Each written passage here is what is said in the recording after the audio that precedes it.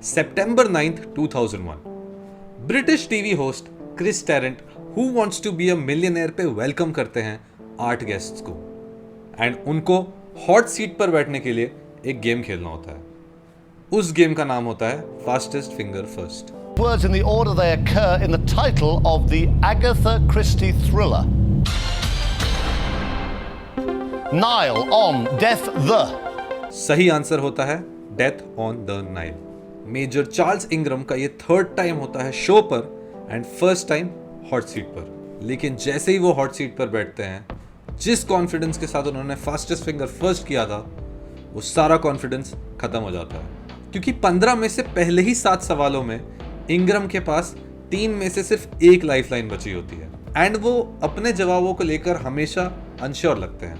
लेकिन किसी तरीके से वो सही आंसर बार बार देते हैं एंड फाइनली वो टाइम आ जाता है जो सवाल होता है $1 मिलियन के लिए. A number 1 followed by 100 zeros is known by what name? Google, Megatron, Gigabit, Nanomole. I don't think I've heard of a Google. But Chand seconds के बाद जब उनको गूगल का मतलब भी नहीं पता था, वो अपना माइंड चेंज कर लेते हैं. I really do think it's a Google. You just won 1 million! आज तक सिर्फ इनसे पहले 2 लोग मिलियनेयर बन पाए थे. एक कमाल की journey against all odds. Charles Ingram एक मिलियनेयर बन चुके थे, a fraud millionaire. Major Charles Ingram और उनके अकम्प्लिसेस ने इस पूरे सिस्टम को ऐसा चीट किया था जो शायद आंखों के सामने लोगों को नहीं दिखेगा. जिस टाइम पे चार्ल्स इंग्रम अपना $1 मिलियन वाला चेक उठा रहे थे, उस टाइम पर बिहाइंड द सीन्स सारे कैमरास पूरा चेक कर रहे थे उनकी पूरे जर्नी को. उनको कोई भी ऐसी इरेगुलरिटी नहीं दिखी एंड 7 क्वेश्चंस लगातार सही करने की प्रोबेबिलिटी विच इज 1/4 की power 7 into 1/2 for the question जिसमें उन्होंने 50-50 यूज किया था, विच इज इक्वल टू 0.003%. ये उनके चांसेस थे $1 मिलियन जीतने के एंड उन्होंने अगेंस्ट ऑल ऑड्स वो पैसा जीत लिया था. कैसे?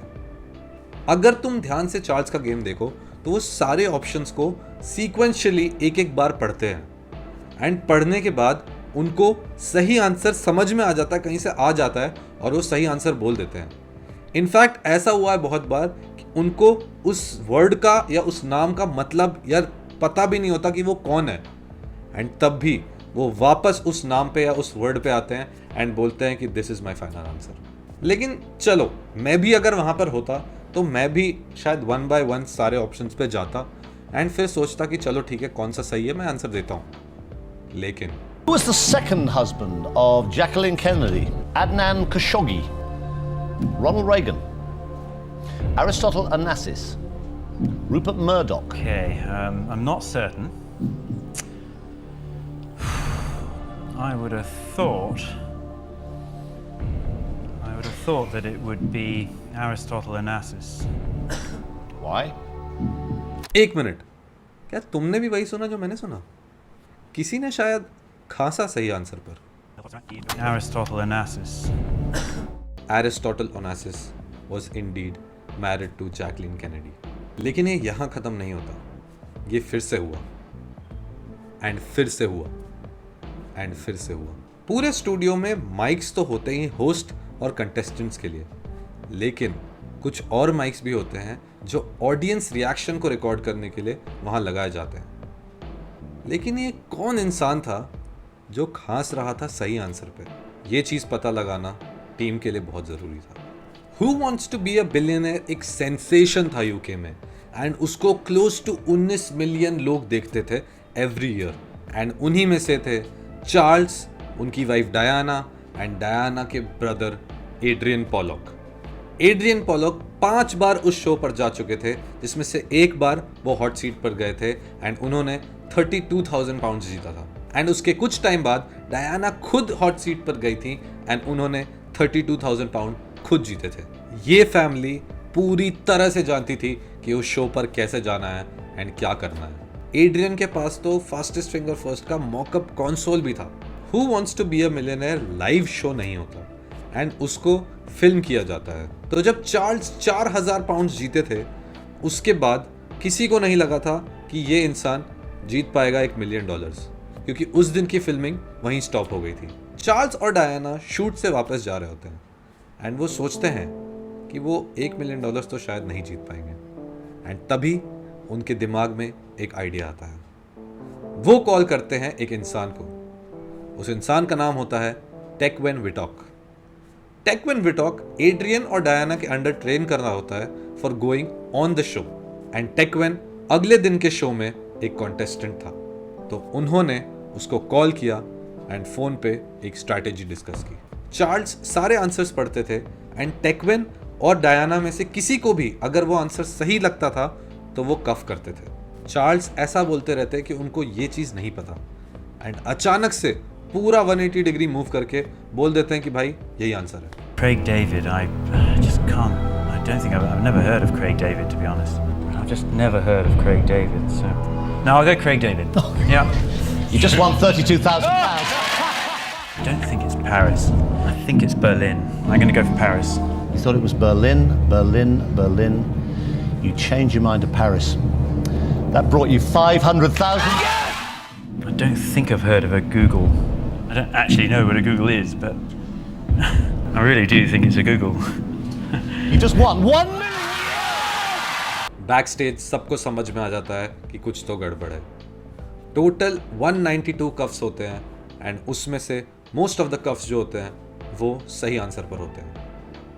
पॉल स्मिथ जो इस शो के सीईओ होते हैं, वो कॉल कर देते हैं पुलिस को एंड उसी दिन बाद में वो एक और कॉल करते हैं।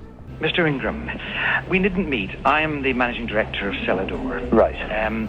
I think I should just get straight to the point. Yep. And effectively say what is a pre-prepared statement here. I have to tell you that we have suspicions from viewing the recording of last Monday's program and subsequently studying the tapes carefully that there were irregularities during the taping of the show in which you participated. Oh, good Lord, no. Because of that, I have to tell you that these suspicions have been referred to the police.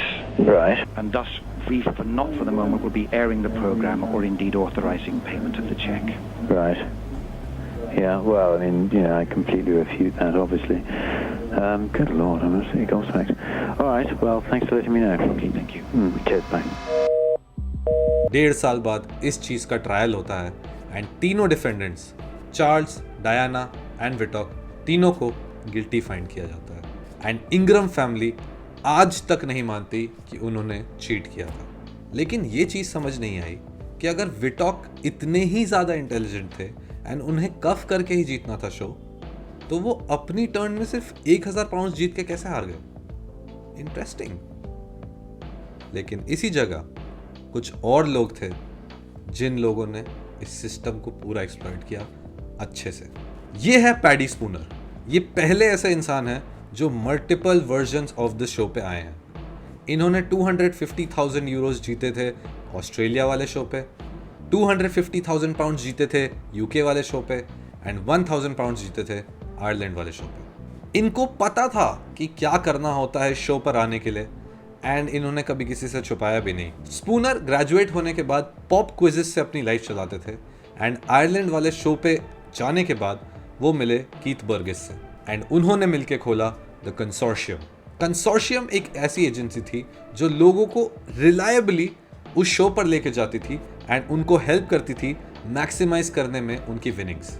अब वो ये कैसे करते थे मैं तुम्हें बताता हूँ। कंसोर्शियम वाले थाउजेंड्स ऑफ पाउंड्स लगाकर प्रीमियम रेट्स पर कॉल करते थे who wants to be a millionaire पे एंड रजिस्ट्रेशन के लिए अपने क्लाइंट का नाम और नंबर रिकॉर्ड करके रखते थे कि जैसे ही रजिस्ट्रेशन करना होगा वो प्ले कर देंगे। स्टेप 2 था स्टॉल। जैसे ही क्लाइंट को कॉल आता था, क्लाइंट कॉल पे बोल देता था कि मैं घर पे नहीं हूँ। कंसोर्शियम वाले तो सीधा भागते थे अपने क्लाइंट के घर। इसके बाद आता था स्टेप 3 जिसका नाम होता था गेट क्लोज। गेट क्लोज में ऐसा होता था कि who wants to be a millionaire वाले कॉल करके पूछते थे कि let's say what's the height of the Big Ben. 96 metres सही आंसर है, लेकिन 93 और 99 के बीच में कुछ भी तुम बोलो वो सही होता था। एंड स्पूनर ने फिगर आउट कर लिया था कि ये सारे questions office for national statistics के डेटाबेस से पूछे जाते हैं, एंड वो भी रोटेशन में, तो उनके लिए ये आसान हो जाता था। इसके बाद आता था step 4 which was make fingers fast. इसमें तुम्हारे पास एक मॉकअप मशीन होती है फास्टेस्ट फिंगर फर्स्ट वाली, जो कि एग्जैक्टली एड्रियन के पास थी। स्टेप 5 फेक अ फ्रेंड। ये वाला सबसे क्रेजी पार्ट था, क्योंकि एक लाइफलाइन होती है तुम्हारी phone a friend, and phone a friend में जब भी कॉल आता था तो एक इंसान called the voice phone pick करता था, एंड उसमें फोन में एक म्यूट बटन होता था। अब उसके सामने बहुत सारे फैक्ट्स लेड आउट होते थे, एक कंप्यूटर पर गूगल खुला होता था, एंड पैडी की सब लोग वहां पे होते थे कि किसी को भी आंसर पता होगा वो सीधा बोल देंगे एंड वो सही कर देगा आंसर को। एंड ये सारी चीजें करने के बाद 2002 से 2007 के बीच में कंसोर्शियम ने 200 स्पॉट्स दिलाए थे उस शो पे। इसमें से 55 क्लाइंट्स गए थे हॉट सीट पर, एंड उन्होंने टोटल ऑफ 4.2 मिलियन पाउंड्स बनाए थे, which was 26% of the total winnings of the show during 2002 to 2007. Keith and paddy ने 2021 में एक बुक भी रिलीज की, बताते हुए कि कैसे उन लोगों ने ये चीज़ अचीव की, एंड जो भी इन लोगों ने किया था वो बिल्कुल भी इलीगल नहीं था, एंड एकदम opposite to what the Ingrams did. Charles and Diana Ingram and विटॉक, इन तीनों की लाइफ बहुत खराब हो गई थी, एंड यही होती है एक fine line between cheating and exploiting the loopholes.